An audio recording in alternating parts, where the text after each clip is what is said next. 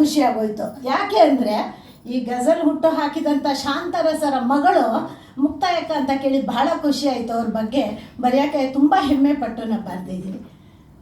ಇವತ್ತಿನ ದಿವಸ ನಾನು ಇವ್ರ ಬಗ್ಗೆ ಕೆಲವು ವಾಕ್ಯಗಳನ್ನು ಹೇಳ್ತೀನಿ. ಎಚ್.ಎಸ್. ಮುಕ್ತಾಯಕ್ಕ. ಶ್ರೀಮತಿ ಎಚ್.ಎಸ್. ಮುಕ್ತಾಯಕ್ಕ ಇವರು ಕನ್ನಡದ ಪ್ರಮುಖ ಕವಿಗಳಲ್ಲೂ ಒಬ್ಬರು. ಇವರು ಕರ್ನಾಟಕದ ರಾಯಚೂರು ಜಿಲ್ಲೆಯವರು.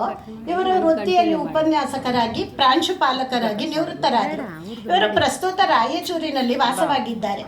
ಇವರ ತಂದೆ ಖ್ಯಾತ ಗಜಲ್ ಸಾಹಿತಿಗಳಾದ ದಿವಂಗತ ಶಾಂತರಸರು.